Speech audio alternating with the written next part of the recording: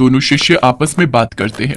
रामू, बलि देने के लिए बकरी का इंतजाम करके हम दोनों कहीं किसी पाप के भागीदारी तो नहीं बनने जा रहे। श्यामू, मुझे भी यही लग रहा है।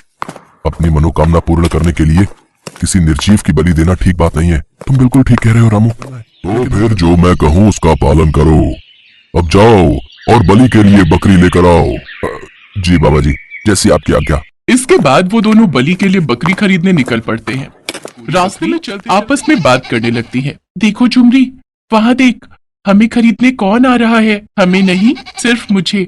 ये साधु मुझे खरीदने आ रहे हैं क्योंकि मैं तुझसे ज्यादा सुंदर भी हूँ और तंदुरुस्त भी। वो सब तो साधु तुम्हें खरीद के करेंगे क्या? वो मुझे अपने आश्रम में ले जाकर मेरी खूब सेवा पानी करेंगे।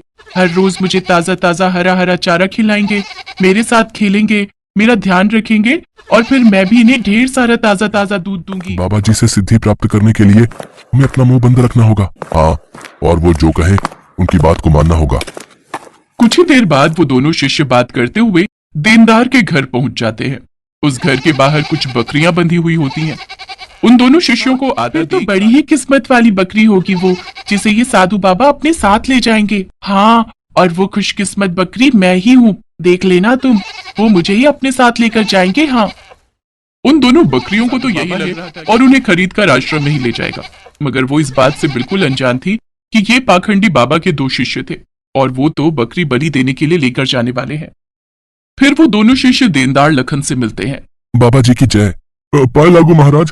कहिए महाराज, आज यहाँ कैसे आना हुआ? दरअसल बात यह है बाबा जी। देखा, मैं ना कहती थी कि वो मुझे ही ले जाएंगे। यार, तू तो सच में बड़ी ही किस्मत वाली है। वो तो मैं हूँ ही। ये लीजिए आपकी बकरी के पैसे। शुक्रिया महाराज। माफ करना महाराज, मैं एक बात बताना तो भूल ही गया। ये बकरी हर रोज 8 किलो दूध देती है। अरे, ये बकरी हमें दूध के लिए थोड़ी ना चाहिए, बल्कि इसका इस्तेमाल तो हम बलि चढ़ाने के लिए करेंगे। कल सुबह तक तो ये बकरी भगवान को प्यारी हो जाएगी। ये बात सुनते ही मानो गोरी बकरी के पैरों तले जमीन खिसक जाती है। बकरी की आंखों में आंसू आ जाते हैं। माफ करना बहन, मुझे अपनी तंदुरुस्ती और खूबसूरती पर बहुत ही घमंड था, मगर मैं ये नहीं जानती बकरी थी। खरीदने के लिए भेजा हुआ है, मगर बकरी सुंदर होने के साथ साथ तंदुरुस्त भी होनी चाहिए। सुना तुमने काली बकरी? उन्हें खूबसूरत और तंदुरुस्त बकरी की ही तलाश है और वो तो बस मैं हूँ। तब तो महाराज आप मेरी वो गोरी बकरी ले जाइए। रात भर नींद नहीं आई, लेकिन हम कर भी क्या सकते हैं? बाबा जी का हुक्म टाल भी तो नहीं सकते ना। दोनों की बातें बकरी बड़ी ध्यान से सुनती है और ये जानकर कि बाबा जी के शिष्य उसकी बलि देने के खिलाफ है, उसकी जान में जान आई। चुपचाप मौत को गले लगाने से अच्छा है कि एक बार उससे डटकर मेरी मौत का कारण बन जाएगी। ये लीजिए महाराज आपकी अमानत, आपकी बकरी।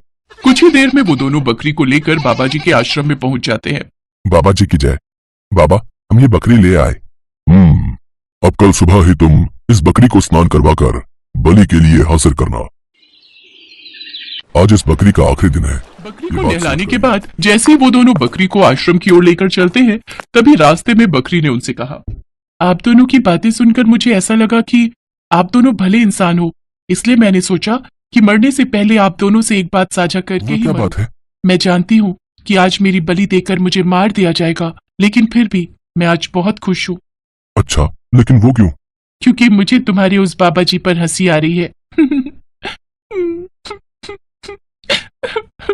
और फिर रोते हुए देखकर दोनों को आश्चर्य हुआ।